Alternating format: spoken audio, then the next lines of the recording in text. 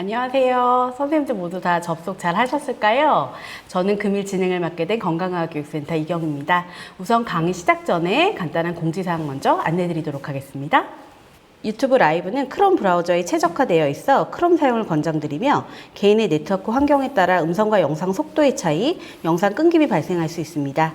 강의 종료 후 질의응답 시간이 있으며 유튜브 로그인을 하셔야 할 실시간 채팅으로 질문이 가능하오니 로그인 후 강의 참여 부탁드립니다. 유튜브 영상 하단의 URL을 클릭하시면 금일 강의 교환 다운로드 가능하며 모든 강의 종료 후 하단 URL에 만족도 조사지도 함께 작성 부탁드립니다.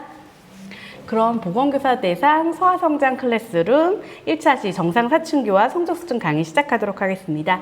바쁘신 중에도 저희 소아성장 클래스룸에 참여해주신 보건선생님께 감사드리며 금일 강의해주실 송경철 교수님을 간략히 소개해드리고 시작하도록 하겠습니다. 교수님께서는 연세대학교 의과대학을 졸업하시고 동대학원에서 의학 석사 및 박사를 취득하셨습니다. 연세대학교 의과대학 세브란스병원 소아청소년과 임상연구 조교수를 거쳐 현재 강남 세브란스병원 소아청소년과 진료교수로 재직 중에 계십니다. 그럼 송경철 교수님 모시겠습니다. 예, 안녕하세요. 전 강남 세브란스병원 소아청소년과 송경철입니다. 오늘 성조숙과 성장호르몬 치료라는 주제로 강의를 해보겠습니다. 요즘에 이제 성조숙증, 성장호르몬 이런 얘기가 뉴스에도 많이 나오고 있고 성조숙증 환자가 굉장히 많이 증가를 하고 있습니다. 5년 사이에 10만 명에서 18만 명 정도 이렇게 보도되고 있는데 오늘 강의에서는 성조숙증과 성장호르몬에 대해서 진료실에서 보호자분들께서 주로 하시는 질문 위주로 그에 대한 답변을 제시하는 식으로 강의를 좀 진행해 보겠습니다. 먼저 성조숙증이 굉장히 좀 많은데 성조숙증을 주소로 내원한 어린이들이 2010년에 2만 8천 명 정도에서 2020년에 13만 명 정도로 증가를 했고 실제로 치료가 필요한 중추성 성조숙증으로 진단된 아이들이 여자아이의 경우 10만 명당 2,500명 정도에서 또 남자들은 10만 명당 153명 정도 대략 여자들 2.5% 가까이 그 유병률이 보고가 되고 있습니다. 이렇게 성조숙증의 유병률이 증가하는 것은 적극적인 검사나 진단과도 관련이 있고 비만의 증가 또 환경호르몬 이런 여러 가지 요인들이 관련이 있을 것으로 생각하고 있습니다. 성조숙증의 정의에 대해서 먼저 말씀을 드리겠습니다. 조발사춘기나 조기사춘기라고도 하는데 2차 성징이 여자의 경우 만 8세, 남자 만 9세 이전에 시작되는 경우고 2차 성징에서 가장 중요한 건 여자의 경우 유방발육, 남자애들은 이제 고환 크기의 증가, 고환 크기는 4cc 이상 또는 장축이 2.5cm 이상인 경우라고 보시면 되겠습니다. 그 외에 부수적인 증상으로 음모나 앵모, 머리 냄새, 여드름 급성장, 1년에 6cm 이상 성장하는 경우 또 이제 정신적인 사춘기의 발달 이런 것도 있을 수가 있고 이제 건강보험에서 제시하는 치료 기준은 성조숙증 치료가 여자 만 9세, 남자 만 10세 전에 시작되는 경우인데 최근에는 여자 치료 기준을 만 8세로 하향 조정하는 그런 기준이 발표되었습니다. 추가적으로 치료 시점이 아니라 2차 성징의 시작 시점이 여자 만 8세, 남자 만 9세 이전에 시작하는 경우만 급여 인정하는 방향으로 현재 이제 정책이 좀 변하고 있습니다. 정상사춘기는 남자의 경우는 고환 크기, 여자의 경우는 유방 발달의 증가로 시작이 되는데 이러한 시기는 우리나라에서 여자애는 만 11에서 11.5세 정도, 남자는 12에서 12.5세 정도입니다. 실제로 이제 성장 도표를 보시면 이 시기쯤에 급성장기, 이 성장의 기울기가 굉장히 가파르게 변화하는 걸 볼 수가 있고요. 사춘기 동안에 최종 성인 키 15%를 획득하게 됩니다. 여자는 20에서 25, 남자는 25에서 30cm 정도 자라게 되고 급성장기 연 6cm 이상의 성장이 있으면 성조숙증을 의심해야 되고 초경 이후에는 성장이 멈추는 것은 아니고 대략 5cm 전후로 성장을 하게 됩니다. 초경의 나이가 계속 앞당겨지고 있는데 한 100년 전까지만 해도 우리나라에서 한 만 16세 정도였던 것이 최근에는 한 12.5세 근처까지 떨어졌고요. 그리고 이제 인구 전체에서 가장 빠른 상위 3% 이내에 드는 정도로 속도로 초경하는 것을 이른 초경이라고 하는데 국내에서는 10.5세 정도보다 더 빨리 하게 되면 이른 초경이라고 보고 그러한 이른 초경의 유병률도 1.8%에서 3.2%까지 증가하고 있는 추세입니다. 사춘기의 시작되는 기전에 대해서 말씀을 드리면 뇌에서 시상하부에서 LHRH라는 호르몬을 분비해서 그것이 뇌하수체에서 LHFSH 분비를 촉진하고 이제 그것이 여자는 난소, 남자는 고환을 자극해서 에스트로겐이나 테스토스테론 분비를 촉진하게 되는데 사춘기 이전에는 이러한 반응 자체가 억제되어 있다가 사춘기의 어느 시점부터 이런 반응이 극대화되면서 사춘기가 본격적으로 진행한다고 보시면 되겠습니다. 성조증의 원인이 여러 가지가 있는데 가장 흔하게 알고 있는 성조증은 중추성, 진성 성조증이라고 하는데 아까 말씀드린 그런 뇌에서 시작되는 성조증의 반응 패턴 자체가 일찍 나타나는 것이고 그러한 중추성 성조증 중에서 일부에서는 뇌 종양이나 갑상선 저하증 이런 것들도 관련이 있을 수가 있고 그 외에 흔하지는 않지만 말초성 가성 성조증이라고 해서 뇌에 그런 성호르몬 축과 관계없이 난소의 낭종이나 종양 또 외인성 성호르몬 이런 것들에 의해서도 성조증이 발생될 수가 있고 실제로 성조증에서 여아보다는 남아에서 기질적 병변 실제로 병적인 경우가 많고 우리나라에서 발표한 데이터에서 기질적 병변이 남자에서 45% 정도 그 중에서 27명 중에서 1명 정도에서 종양이 종반되더라 이런 보고가 있어서 성조증 진단 시에 뇌 MR을 확인하는 것이 필요하다고 볼 수가 있겠습니다. 그 외에도 난소 낭종이나 또 이런 메쿠너 알브라이트 신드롬 같은 어떤 희귀 질환 또 이런 어떤 종양, 뇌종양 같은 것도 있기 때문에 성조증에 대해서는 병적 원인이 없는지 확인하는 것이 굉장히 중요합니다. 또 한 가지로 성조증에 관련된 잘 알려진 인자로서 비만이 있는데 비만은 다양한 장기에서 성호르몬을 분비를 활성도를 촉진하기 때문에 지방에서 또 여성 호르몬을 생성하기 때문에 성조증 관련이 있고 비만이 있는 경우는 유방 발육 시기가 대략 거의 1년 가까이 빠르고 초경도 한 0.3년 정도 빠르다 이런 연구 내용이 있습니다. 그리고 이제 중국에서 발표한 논문을 또 하나 보시면은 정상인 경우보다 비만 과체중인 경우에 성조증의 유병률이 이렇게 월등히 높아지는 그런 이제 발표가 있었고 국내 청소년에서도 정상 체중보다는 비만 및 과체중에서 이른 초경의 유병률이 더 높아지는 추세입니다. 다음으로 환경 호르몬에 대한 이제 질문도 많이 하시는데 환경 호르몬은 엔도크라인 디스럽팅 케미컬이라고 해서 이제 호르몬을 교란시키는 화학 물질입니다. 굉장히 많은 물질들이 있는데 이것에 대한 메타 분석에서 사실 이른 초경과 유의미한 관계가 뚜렷하게 아직까지는 밝혀지지 않았더니 연구마다 좀 결과가 다르고 뭐 영수증에 있는 비스페놀 A 이런 것도 있는데 유방 발육과 아주 통계적으로 유의미한 관계는 없다.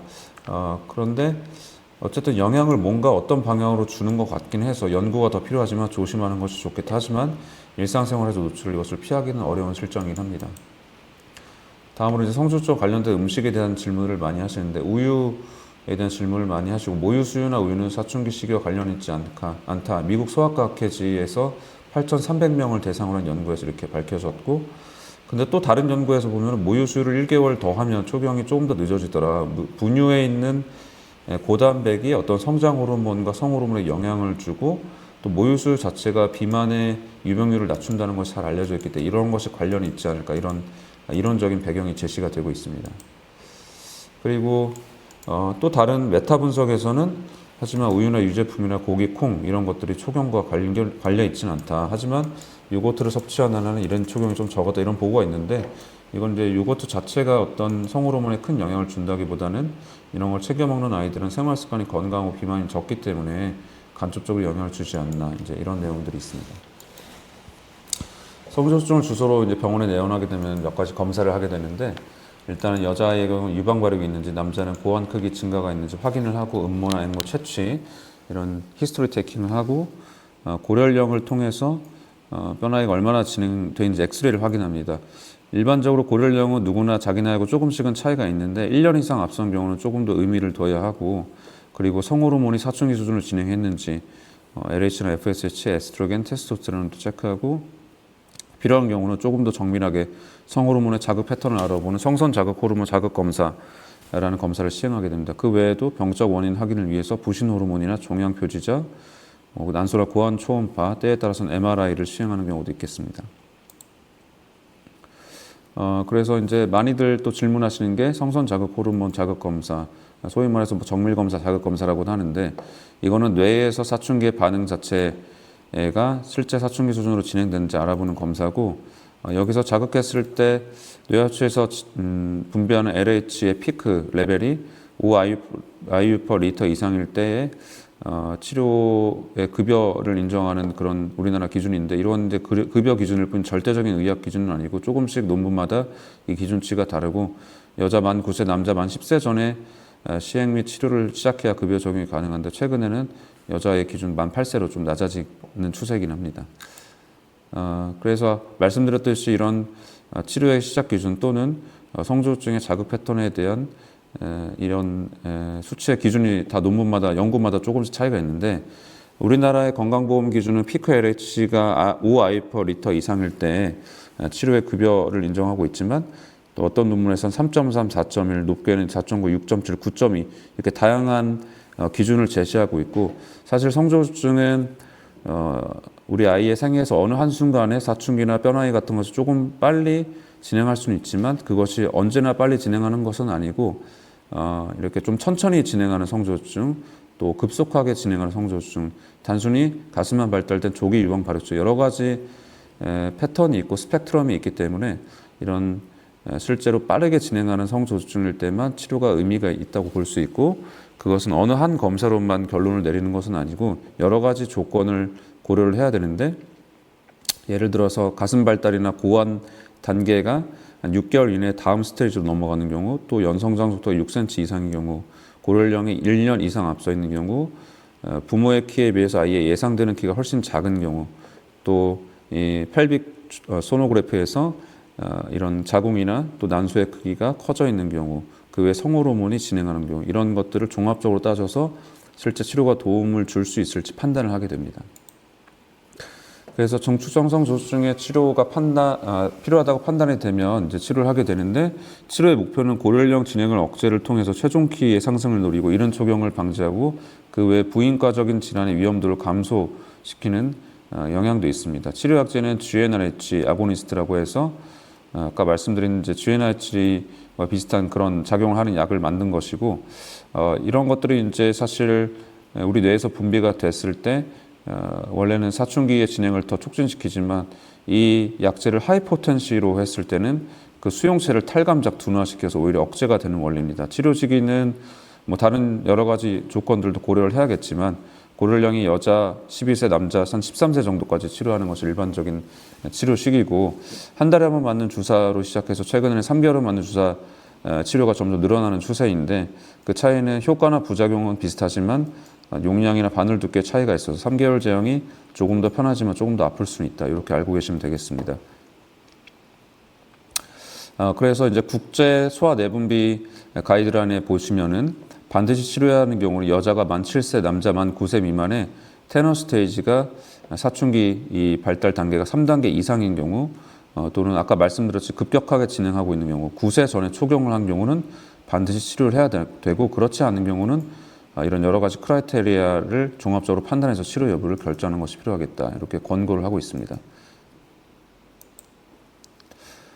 추가적으로 사춘기가 8세 근처에 시작하는 경우는 자연 관찰을 하더라도 초경을 실제로 그렇게까지 빨리 시작하는 경우는 드물고 키가 평균 이상이고 고령령이 앞서 있더라도 많이 앞서 있지 않는 경우 성인 키는 대부분 정상 범위이며 치료가 뚜렷하게 도움이 된다는 근거가 좀 부족하고 여자에서 8세 이상에서 성조증 치료했을 때 물론 도움을 주기도 하지만 무조건 도움을 준다는 근거는 부족합니다. 하지만 나이가 좀 있는 상태에서 성조증이 진행하더라도 그것이 환자나 보호자에게 빠른 2차 성징이 스트레스를 주거나 또 초경이 빨리 올 것 같아서 많이 걱정이 된다. 이러면은 여전히 치료를 고려할 수 있다. 이런 얘기가 가이드라인에 나와 있습니다.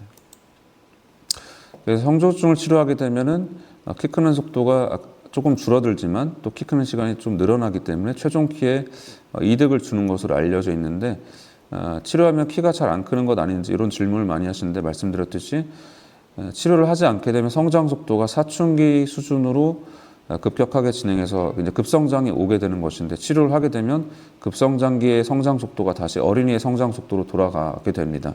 그래서 실제로 덜 크는 것이 맞고 하지만 그것이 이제 나이에 맞는 성장 속도고 그만큼 고령령의 진행 또한 감소해서 키 크는 시간이 실제로 늘어나기 때문에 예측 성인기나 최종 성인기는 증가하는 이런 기대를 갖고 치료를 하는 것인데 치료 시작 연령이 어릴수록 신장에 대한 효과가 좋고 치료를 늦게 시작하는 경우는 이런 키에 대한 효과가 뚜렷하지가 않습니다. 실제적인 이득은 적절한 적응증에서 치료했을 때 대략 4에서 6cm 정도로 추정이 되는데 치료를 종료했을 때 초경은 바로 하는 경우는 거의 없고 6에서 18개월 후에 하게 됩니다.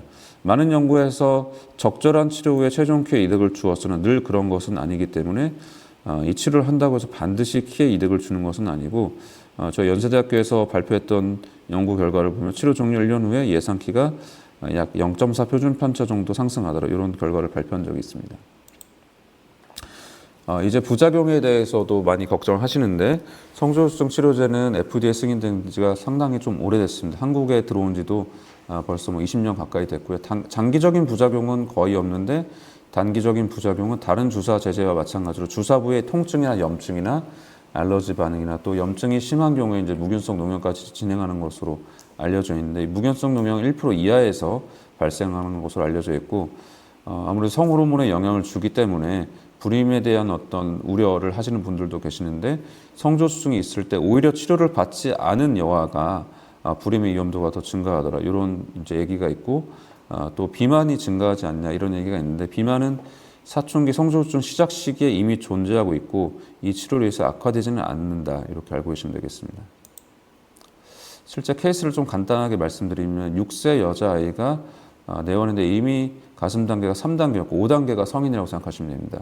그리고 이제 과체중이 있었던 아이고 연성장 속도가 11cm로 굉장히 좀 빠른 친구였고 부모님에 비해서 키가 큰 아이였습니다. 이 아이의 검사를 해봤을 때 성호르몬이 이미 좀 상승하고 성장 호르몬 관련 인자가 또래에 비해서 좀 높았으며 고려연령도 상당히 좀 앞서 있는 아이였습니다.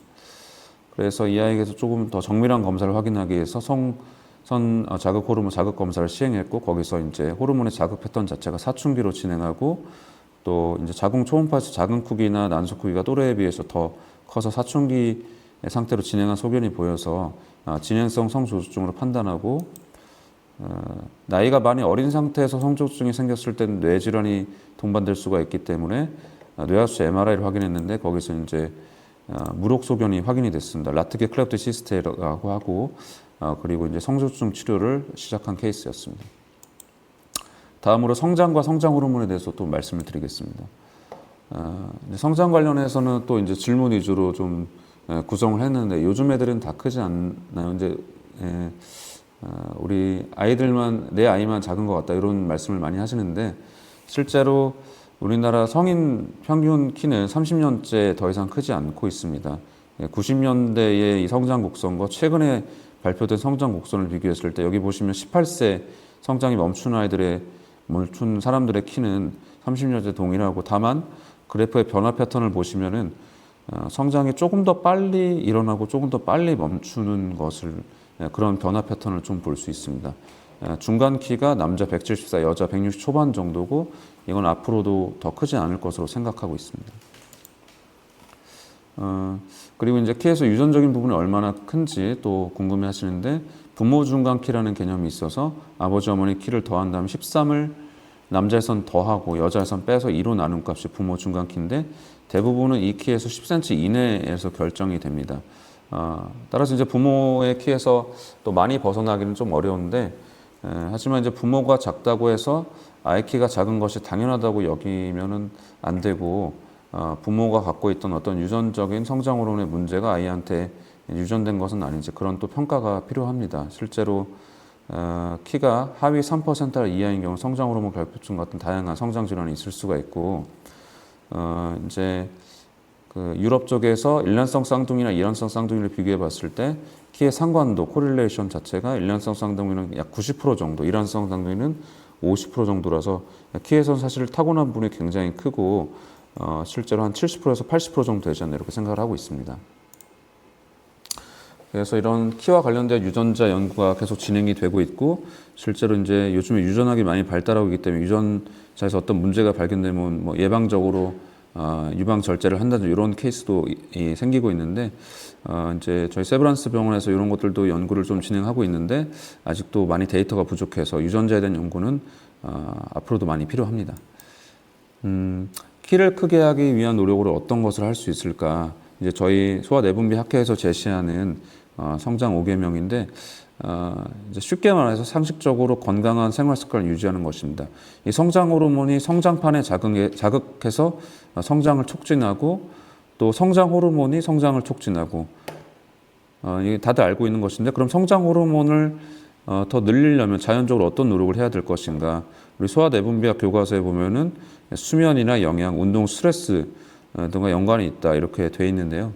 이제 이것들이 구체적으로 어떻게 우리가 노력을 해야 되는지 또 얼마나 의미가 있는지 좀 한번 살펴보겠습니다. 먼저 수면을 보시면은 이제 외국에서 한 연구인데 116명의 어린이들에게 24시간 동안 20분 간격으로 성장 호르몬 수치를 체크했고 이때 이 낮보다 밤에 성장 호르몬이 더 분비가 많이 되는 결과가 나와서 성장 호르몬이 밤 동안 더 많이 분비된다 이런 결론이 있었고 성인에서도 남성에서 이제 밤에 충분히 잔 경우가 하루에 한 4-5시간밖에 안 잔 경우에 비해 성장 호르몬 분비가 훨씬 더 높았습니다. 그래서 이제 잠이 중요한 건 맞고 실제로 잠을 많이 잔 사람들과 적게 잔 사람들 사이에서 키 차이가 얼마나 되느냐. 영국에서 9,900명을 좀 분석해 봤는데 여기서는 근데 이 잠자는 시간과 성장과 아주 뚜렷한 통계적으로 유의미한 관계는 없더라. 이렇게 결과가 나왔는데 그도 이제 싱가포르에서 영유아 대상으로 연구했을 때 400명 정도 분석했는데 여기서는 수면 시간이 길수록 키가 크다 이런 결과가 나왔습니다.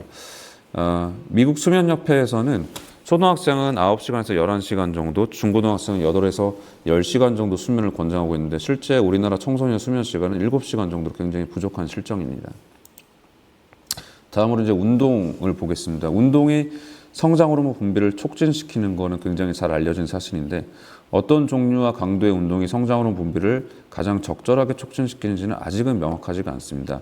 다만 좀 재미있는 연구 결과가 있었는데 기계체조 선수, 약간 이제 근력 운동 위주로 하는 체조 선수와 리듬 체조 선수, 유연성을 더 요구하는 체조 선수를 비교했을 때 부모 대비해서 키가 얼마나 다른가를 봤을 때 리듬 체조 선수보다 기계 체조 선수의 키가 더 낮더라.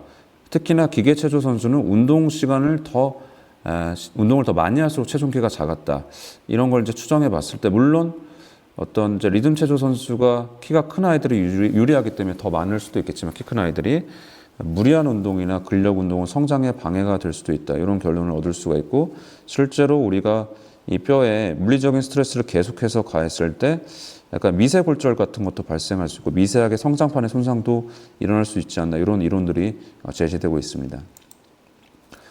우리나라에서 시행된 몇 가지 좀 재미있는 연구들을 보면은 태권도를 하는 아이들이 그렇지 않은 아이들에 비해서 성장 호르몬 수치가 높더라. 하지만 더 키가 큰 것까지는 아니었다. 이런 얘기가 있었고 결론적으로는 WHO에서는 소아청소년에게서 중등도 이상의 운동, 중등도 이상이라는 것은 숨이 찰 정도의 운동입니다. 이것을 매일마다 1시간 이상 하도록 권장을 하고 있는데 실제 우리나라 청소년의 평균 운동 시간 일주일에 4시간밖에 안 되는 실정입니다.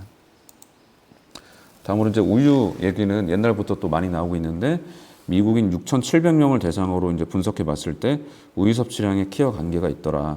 근데 여기서 우유의 칼로리보다는 단백질과 관계가 있다. 이런 연구가 있었고 대한소아청소년학과에서는 하루 500cc 정도의 우유 섭취를 권장하고 있습니다. 그래서 성장평가를 언제 해야 되는지도 질문을 많이 하시는데 실제로 성장평가가 필요한 대상은 키가 300분위수 이하일 때입니다. 그때는 어리다 할지라도 이제 병원에서 평가를 받는 것이 중요하고 그 외에 키가 300분 이상, 즉 정상 범위라 할지라도 키 순위가 점점 떨어질 때나 부모 키보다 현저하게 작을 때 또는 현저하게 클 때는 또 성조수증의 가능성이 있기 때문에 평가가 필요하고 이런 문제가 하나도 없고 그냥 궁금할 때는 그래도 초등학교 저학년 때쯤 하는 것을 권고를 하고 있습니다. 저신장증, 즉 키가 3% 이하로 작은 경우에서 절반가량에서 병적인 상태를 동반하고 성장호르몬 결핍증 중에서 약 30%에 가까운 경우가 기질적 질환을 동반하고 그중에 또 종양 같은 것도 있기 때문에 저신장이 있는 경우에는 반드시 평가를 좀 해보는 것이 좋겠습니다. 쉽게 알 수 있는 건 이제 네이버에서 국민건강영양조사 조사라고 검색하면은 여기서 이제 성장 도표를 제시하는데 측정 계산기로 들어가면은 성별과 생년월일 측정을 신장을 입력하면 키의 100분위수를 알 수가 있습니다. 다음으로 이제 성장판 고려령 검사에 대해서도 질문을 많이 하시는데 손과 손목 사진을 이용해서 고려령과 성장판의 진행 상태를 추정하는 그런 검사입니다. 손을 촬영하는 이유는 촬영이 용이하고 다른 관절의 발달과 관절 발달의 순서가 비슷하고 골화 순서가 일정하기 때문에 이 손 엑스레이에서 연구가 많이 되었고 데이터가 많이 나왔기 때문에 그것을 표준으로 삼고 있는 거고 여러 가지 이런 도감 같은 것을 이용해서 우리가 성장 판독을 하게 되는데 세브란스에서 이제 머신러닝 AI 판독 프로그램을 개발했고 이것이 이제 소아내분비 전문의와 평균 오차가 약 0.6년 정도로 그래도 용인될 정도의 범위였고 AI로 예측한 키와 최종적으로 실제 예측 키와의 오차는 약 4.6cm 정도로 저희가 이제 연구 내용을 발표한 바 있습니다. 그래서 이런 이 성장판과 이런 검사를 통해서 예상키를 산출하는 것이 얼마나 정확한지 대표적으로 실제 임상 진료에서 많이 사용되는 것이 이제 GP 메소드라고 하는 것인데 고령령과 성인 키에 대한 비율로 예측키를 산출하는 것이고 근데 이제 이 표를 보시면 알겠지만 나이가 많아질수록 이제 오차가 줄어들게 되고 실제 한 뭐 9세 초등학교 저학년 연령들이 성장 평가를 많이 받으러 오는데 거기서는 이러한 방법으로 산출한 오차가 대략 뭐 0.6에서 1.8cm 정도인데 실제로 고연령과 실제 연령의 차이가 크면 클수록 오차가 크긴 합니다.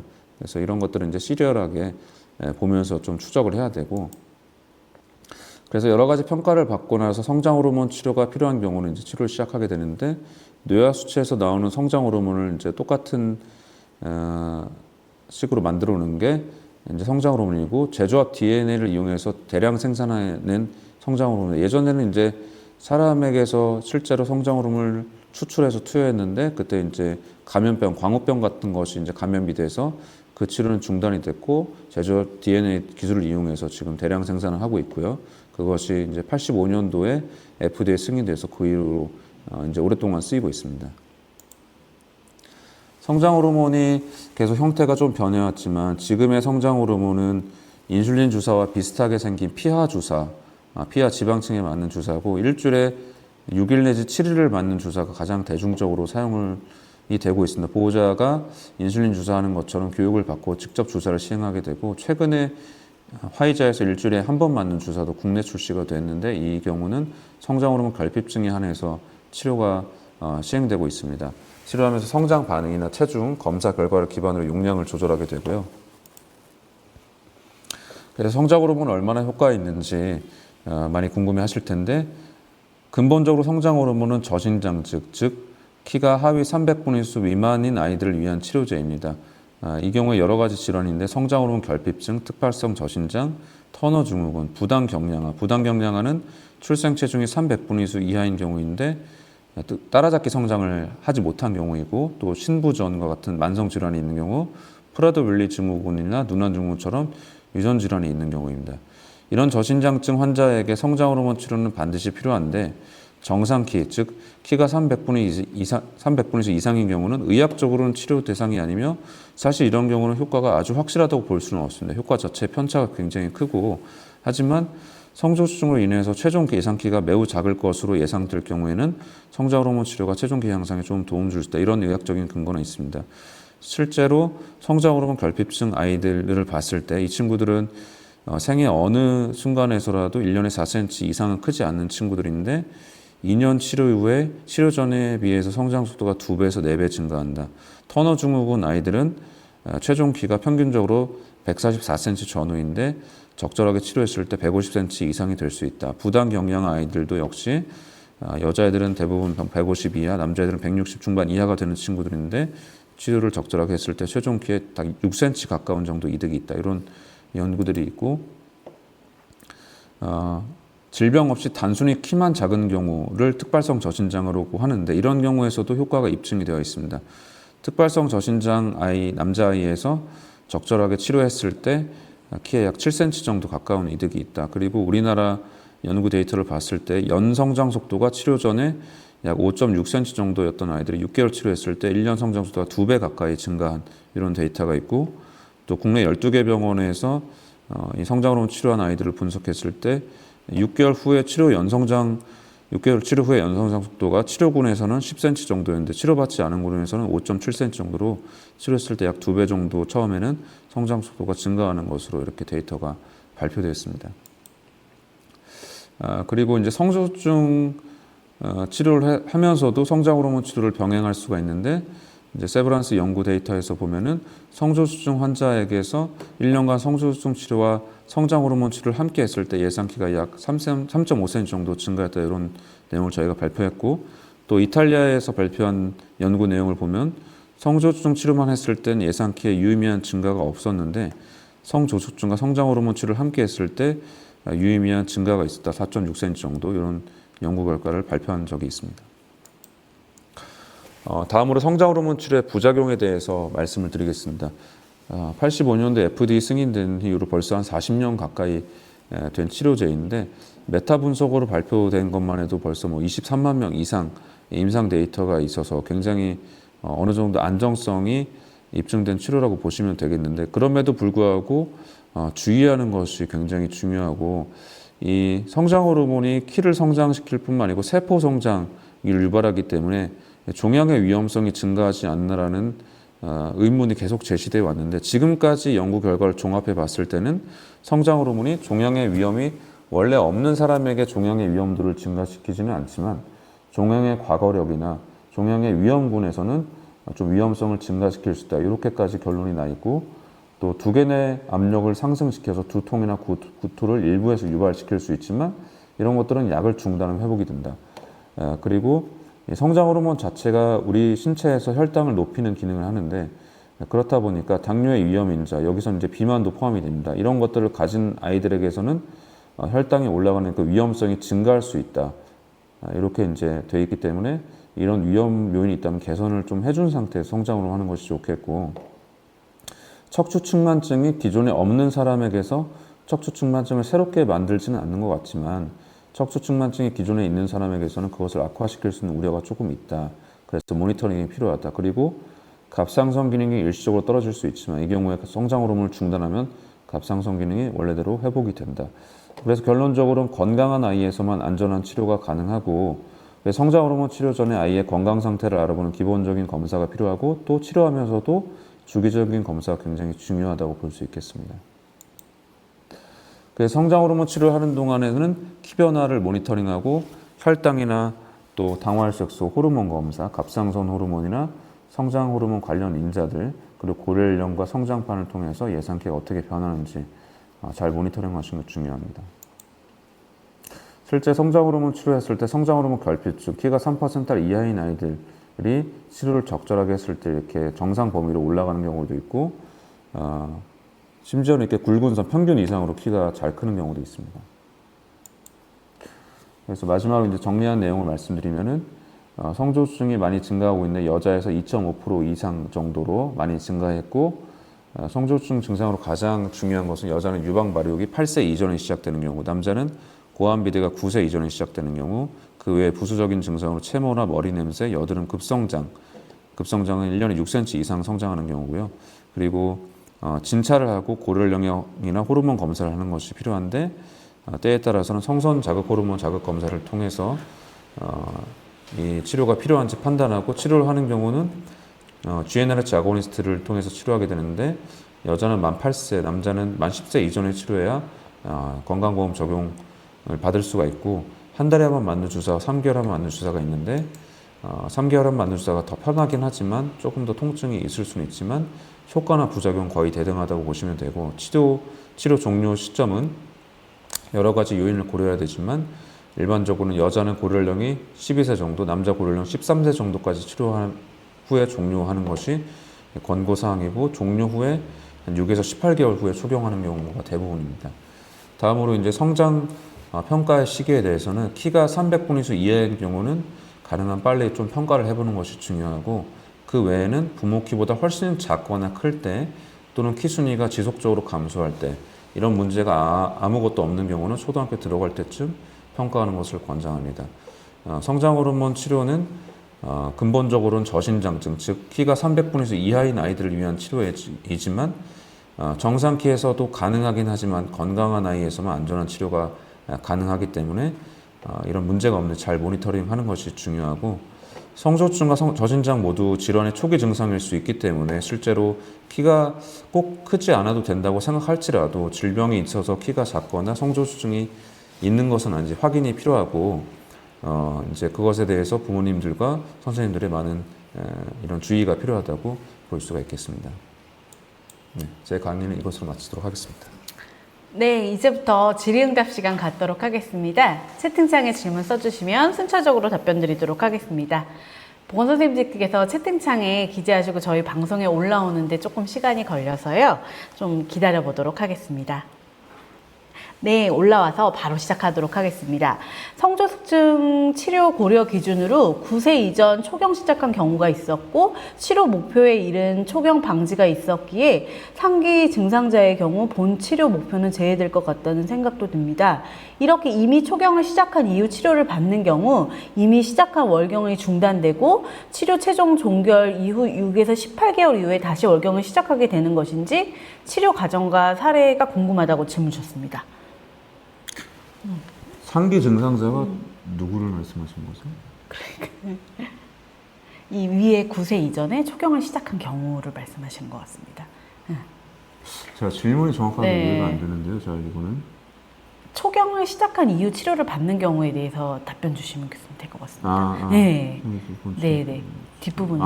네. 치료 목표에 이른 네. 초경 방지가 있는데 이미 초경을 시작한 경우에 월경이 중단되고 치료 최종 종결 이후 그러니까 초경을 이미 했는데 치료하는 게 의미가 있냐 이런 질문이신 네, 거죠? 그거에 대해서 예, 답변 주시면 맞습니다. 돼요. 치료 초경을 근데 사실 9세 이전에 시작한 경우는 단순한 중추성 성조숙증이 아닐 가능성이 꽤 있습니다. 아까 제가 이제 말씀드린 슬라이드를 다시 성조숙증의 원인 자체는 굉장히 여러 가지가 있는데 대부분 알고 계시는 건 이렇게 뇌에서 성선 자극 호르몬이 이제 사춘기 수준으로 자극돼서 시작되는 진성 중추성 성조숙증인데 실제로 중추성 성조숙증만으로 이른 초경이 9세 이전에 시작되는 경우는 그렇게 많지는 않고 물론 그럴 수는 있겠지만 중추성 성조숙증만으로 그렇게 이른 초경이 9세 전에 시작되다 그러면은 이제 이 GnRH 아고니스트 치료를 시작하고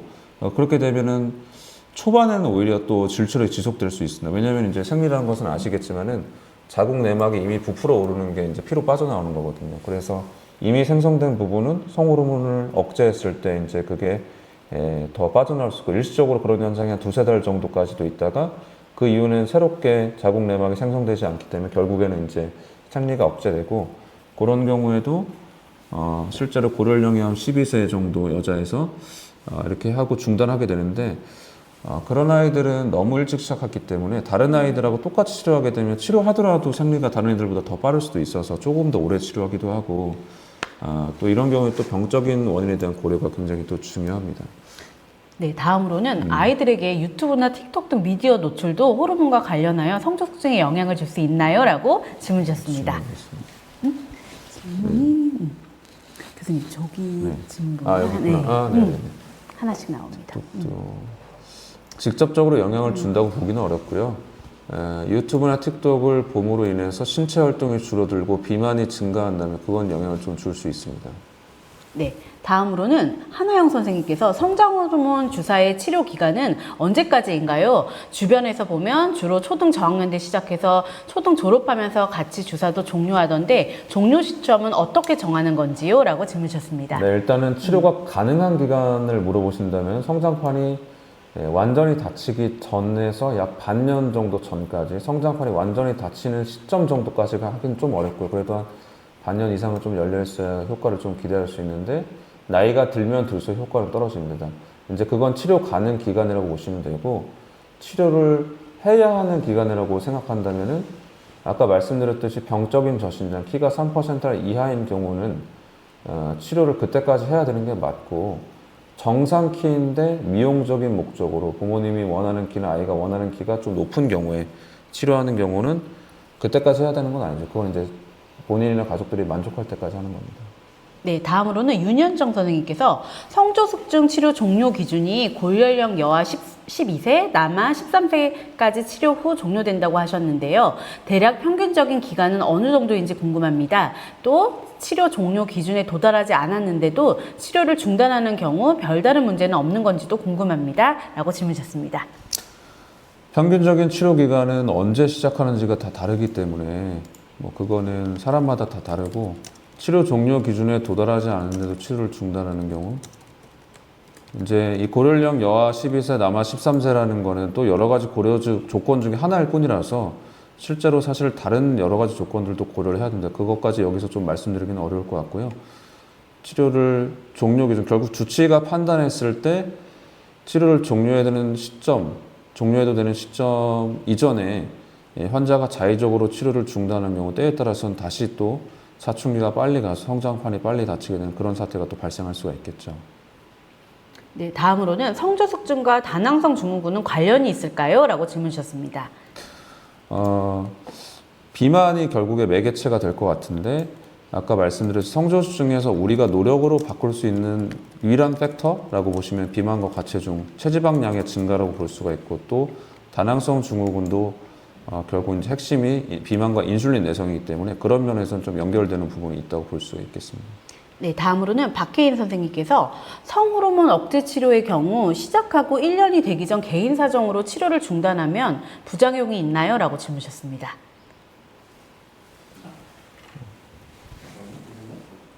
네. 억제 치료 성도숙증 치료 시작하고요. 1년 되기 전 개인 사정으로 치료를 중단하면 부작용이 있는지. 제 치료를 시작하고 1년이 되기 전 개인 사정으로 치료 중단하면 부작용. 치료를 중단했을 때 부작용이라는 건 애초에 치료 후의 부작용이기 때문에 치료를 안 하면 부작용이 안 생기죠. 근데 이제 치료를 안 함으로 해서 성저증의 경과가 좀 안 좋아질 수는 있겠는데 그건 환자를 직접 봐야 할 수 있겠죠. 네, 다음으로는 만 2세부터 비만한 아동의 경우 체중 키가 작을 수 있을까요? 라고 질문 주셨습니다. 예. 비만은 아까 말씀드렸듯이 성저증의 위험 인자가 되면서 실제로 우리가 이런 정상적인 사춘기 패턴과는 별개로 또 고령령의 진행을 앞서게 할 수 있는 요인이 되기 때문에 당연히 체중 키에 안 좋은 영향을 줄 수가 있습니다. 비만은 무조건 개선해야 됩니다.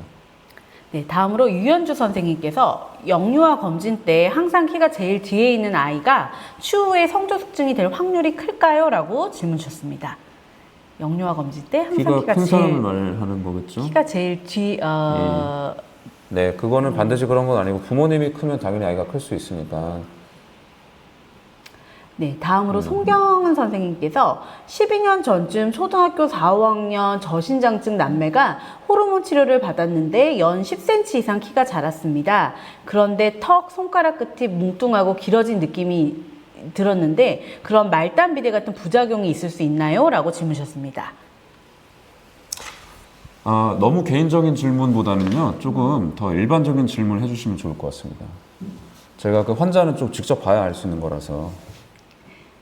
네, 다음으로는 유방이나 고환 발달은 없으나 뼈 연령이 나이보다 2년 이상 빠른 경우도 성저숙증이나 성장 호르몬 적용이 되는지 궁금합니다. 라고 질문 주셨습니다. 이것도 너무 개인적인 질문. 이제 환자를 좀 직접 봐야 알 수 있습니다, 이런 거는. 네, 다음으로는 학교에서 성저숙증을 진단받은 학생을 접할 경우 보건교사로서 참고해야 할 역할은 무엇이 있을까요? 좀 질문 주셨습니다. 네, 좋은 질문인데요. 아이가 부적절하게 2차 성징이 빨리 올 경우 아까 말씀드린 절대적인 의학 기준은 여자 만 8세, 남자 만 9세 전에 고환 크기 증가, 여자는 이제 가슴 발달에 증가가 있을 때 그럴 때는 이제 소아과나 또 소아내분비과 선생님한테 의뢰를 할 수 있도록 보호자에게 정보를 전달해 주시면 좋을 것 같고 의학적인 부분과 별개로 선생님께서 또 챙겨주시면 좋을 만한 사항들은 아까 제가 성저증의 치료 조건에서 말씀드렸듯이 성저증의 치료 목적 자체가 이제 성장을 오랫동안 할 수 있고 초경을 늦추는 게 가장 이제 주요한 치료 목적이긴 하지만 가이드라인에서도 명시하고 있는 게 뭐 그런 조건이 안 맞더라도 그럼에도 불구하고 아이나 보호자가 스트레스를 받으면 치료를 고려한다 이렇게 돼 있듯이 실제로 학교에서는 아이들은 이런 다른 아이들과 차이로 인한 2차 정징의 차이로 인한 그런 스트레스나 어떤 그런 놀림 이런 것들에서 조금 더 힘들어하지 않도록 신경 써주면 좋지 않을까 이런 생각을 좀 합니다. 네, 다음에 그 비만한 아동에 대해서는 이전에 질문이 있어서요. 넘어가도록 하겠습니다. 그 김미정 선생님께서 저신장증 치료 기간은 어느 정도일까요? 치료를 중단하면 일정 기간 키가 안 클 수도 있나요? 라고 질문 주셨습니다. 네, 저신장증 치료 기간은 아까 말씀을 드렸고 치료를 중단하면 자기가 원래 크던 속도로 돌아가게 됩니다. 네, 그리고 김민정 학교에서 주의사항은 이게 성소수증을 물으시는 것 같아서요. 이것도 넘어가도록 하겠습니다. 그 김순아 선생님께서 성장호르몬과 성호르몬의 다름은 알고 있으나 성장호르몬 치료와 성조숙증의 관계성이 있는지 궁금합니다. 라고 질문 주셨습니다. 성장호르몬 치료는 근본적으로 성조숙증과 관계가 없습니다. 근데 성장호르몬 치료를 할 때 너무 과잉 용량으로 유지해서 성장호르몬을 너무 높게 유지하면 그것이 성조숙증과 약간 연관성이 있지 않을까 정도의 어떤 이론적인 의문이 좀 제시되고 있고 이거는 좀 더 연구가 필요합니다. 네, 시간이 좀 있어서요. 좀 질문 주신 것도 조금 이어가도록 하겠습니다. 중학교 1, 2학년 남학생들이 한 주에 수차례 보건실에 방문하여 키를 재고 속상해합니다. 이런 경우 학생들은 대부분 150에서 153cm 사이의 신장을 가지는데 식사, 운동, 수면 등에 관한 특이점은 따로 없습니다. 본인의 키가 얼마나 작은 것인지, 언제쯤 키가 클 수 있는지, 얼마만큼 클 수 있는지 성장 클리닉을 다녀야지는 종종 물어보는데 다녀야지 알 수 있는지 질문 주셨습니다. 네, 좋은 질문인데 이제 보건실에서도 이렇게 가서 키를 재는군요, 아이들이. 그 선생님께서 많이 좀 신경 쓰이실 것 같은데요.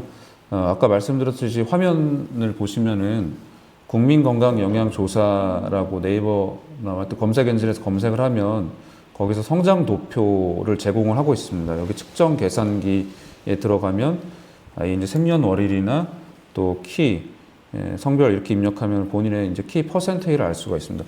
실제로 우리나라 뭐 다른 나라도 마찬가지지만 한 학년은 12개의 개월로 되게 넓게 분포하고 있고 소아청소년에서 사실 이 12개월 차이는 엄청 큰 거라서 같은 학년이라도 생일 차이가 크면은 예를 들어서 키가 12월생 중에서는 중간 이상인데 같은 학년에서 굉장히 작은 것처럼 느껴질 수가 있습니다. 그래서 이런 성장 도표에서 같은 생일 아이들과 비교했을 때 퍼센타일을 아이에게 보여주면은 생일이 좀 늦어서 작은 아이들은 조금 더 안심을 할 수가 있을 것 같고 근데 여기서 100분의 수가 300분의 수 이하로 확인되면 그거는 이제 바로 좀 병원 진료를 받아야 되는 상황이고 아까 말씀드렸듯이 300분의 수 이하가 아니고 정상 범위일지라도 키 순위가 지속적으로 감소하거나 아니면 이것도 이제 좀 진료를 좀 받아보시면 좋겠습니다. 그리고 함께 질문 주신 게요. 특별한 질병이 없는 경우에 성장호르몬 치료의 비용이 어느 정도인지 궁금합니다. 라고 질문 주셨습니다. 그거는 이제 체중에 따라서 또 좀 다른 게 있어가지고요. 네, 다음은 김정현 선생님께서 만 11세 여학생입니다. 키가 현재 161cm인데 작년에 8cm 정도 큰 것 같습니다. 현재 체모는 없으나 얼굴에 여드름이 나기 시작했습니다. 최근에 생리를 시작하려고 하는지 가끔 아랫배가 아프다고 하는데 지금이라도 생리를 늦추기 위해 성조숙증 치료를 시작해야 될까요? 라고 질문 주셨습니다. 네, 이거는 좀 넘어가도록 하죠. 네, 그러면 저희가 김효정 선생님 질문까지만 받고 좀 마무리 짓도록 하겠습니다. 질 분비물이 증가인지 팬티에 자꾸 뭐가 묻어난다고 하는데 초경 시작의 증상일 수 있을까요? 라고 질문 주셨습니다. 질 분비물 같은 경우는 이제 사춘기 진행하고 좀 연관이 있을 수도 있겠지만 염증하고도 연관이 있을 수가 있어서 악취나 가려움증, 통증 이런 게 있다라고 하면은 오히려 질염 같은 게 있는지 확인을 해봐야 되고 그런 게 아예 없고 뭐 색깔도 이상하지가 않다. 그러면 성조숙증의 초기 증상일 수도 있기 때문에 그런 경우는 이제 소아내분비과에서 진료를 받고 오히려 염증 같은 것이 의심된다고 하면 산부인과에서 진료를 받아야 될 수도 있습니다. 네, 저희가 좀 일찍 질의응답 시작해서요. 시간 관계상 여기까지 좀 마무리 지어보도록 하겠습니다. 질문 주신 보건 선생님께 감사 인사드립니다. 이것으로 보건교사 대상 소아성장 클래스룸 1차시 교육 마치도록 하겠습니다. 그럼 2차시 소아내분비 의학교육일에 또 뵙도록 하겠습니다. 귀한 시간 내어 강의해주신 송경철 교수님께 다시 한번 감사 인사드립니다. 감사합니다. 네, 감사합니다. 소아성장 클래스룸에 참여해주신 보건선생님께 감사의 말씀드리며 향후 보다 나은 교육 내용으로 거듭나고자 만족도 설문조사 마련하였습니다. 유튜브 영상 하단의 URL을 클릭하셔서 만족도 조사지 작성 부탁드리며 만족도 조사지에 들어가셔야 금일 강의 참여 확인도 가능합니다. 또한 강의 교환 다운로드 가능하며 강의 자료는 지적재산으로 공식적인 허가 없는 외부 유출을 금지하오니 참고 부탁드립니다.